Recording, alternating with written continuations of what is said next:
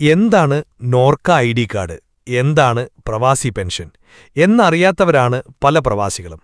പ്രവാസികളെല്ലാം ഈ കാർഡുകൾ എടുക്കേണ്ട ആവശ്യമുണ്ടോ? ഇതെടുക്കുന്നതുകൊണ്ടുള്ള ഗുണങ്ങൾ എന്തെല്ലാം? നോർക്ക ഐഡി കാർഡ് എടുക്കുന്നവർക്ക് ലഭിക്കുന്ന മറ്റു സേവനങ്ങൾ എന്താണ്? പ്രവാസി പെൻഷൻ, ഇതിലൂടെ ലഭിക്കുന്ന പെൻഷൻ എത്രയാണ് എന്നൊക്കെയാണ് ഈ വീഡിയോയിലൂടെ നമ്മൾ പറയാൻ പോകുന്നത്. ആദ്യം നോർക്ക ഐഡി കാർഡ് എന്താണെന്ന് നോക്കാം.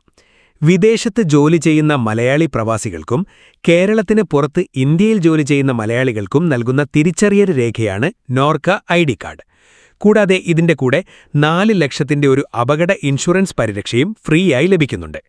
ഇതിന്റെ വിശദമായൊരു വീഡിയോ ചാനലിൽ മുമ്പ് അപ്ലോഡ് ചെയ്തിട്ടുണ്ട്. നോർക്ക ഐഡി കാർഡിന്റെ രജിസ്ട്രേഷൻ ഫീ ആയി വരുന്നത് 402 രൂപയും കാർഡിന്റെ കാലാവധി 3 വർഷവുമാണ്. നോർക്ക റൂട്ട് ധാരാളം പദ്ധതികൾ പ്രവാസികൾക്കായി നടപ്പിലാക്കിയിട്ടുണ്ട്. അതേതെല്ലാമെന്ന് നോക്കാം. പ്രവാസികളെയും അവരുടെ കുടുംബങ്ങളെയും ചേർത്തുകൊണ്ടുള്ള അപകട ആരോഗ്യ ഇൻഷുറൻസ് പദ്ധതിയായ നോർക്ക കെയർ പ്ലസ്. പ്രതിവർഷം 661 രൂപയ്ക്ക് 13 ഗുരുതര രോഗങ്ങൾക്കുള്ള ആരോഗ്യ ഇൻഷുറൻസ് പോളിസിയായ പ്രവാസി രക്ഷാ ഇൻഷുറൻസ് പോളിസി. വാലിഡായ നോർക്ക ഐഡി കാർഡ് ഉള്ളവർക്ക് മാത്രമാണ് ഈ ഒരു പോളിസികൾ ലഭിക്കുകയുള്ളൂ.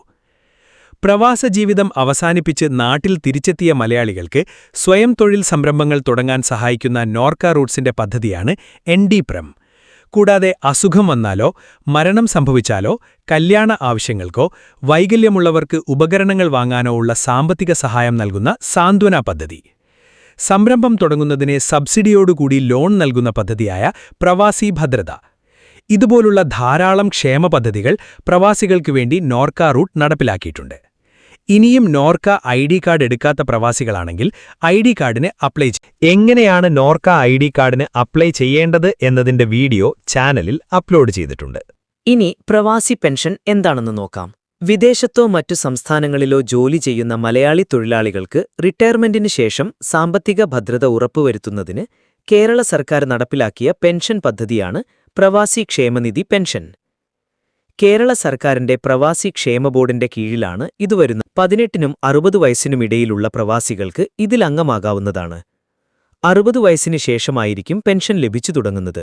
3 കാറ്റഗറി അനുസരിച്ചാണ് പെൻഷൻ പദ്ധതി നടപ്പിലാക്കിയിട്ടുള്ളത്.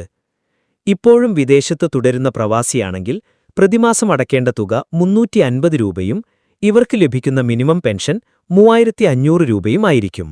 5 വർഷത്തിൽ കൂടുതൽ കാലം നമ്മൾ അടയ്ക്കുന്ന തുകയ്ക്ക് 3% ബോണസ് പെൻഷൻ ലഭിക്കുന്നതാണ്. ഇത് ഏകദേശം 7000 രൂപ വരെ ലഭിക്കുന്നതാണ്. ഇതിന്റെ ഡീറ്റെയിൽ ആയ വീഡിയോ ചാനലിൽ മുമ്പ് അപ്ലോഡ് ചെയ്തിട്ടുണ്ട്.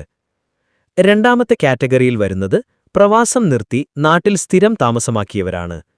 ഇവർ പ്രതിമാസം അടയ്ക്കേണ്ടത് 200 രൂപയും ഇവർക്ക് ലഭിക്കുന്ന മിനിമം പെൻഷൻ 3000 രൂപയുമായിരിക്കും. അടുത്തത് കേരളത്തിന് പുറത്ത് ഇന്ത്യയിലെ മറ്റ് സംസ്ഥാനങ്ങളിൽ ജോലി ചെയ്യുന്ന മലയാളി പ്രവാസികൾ.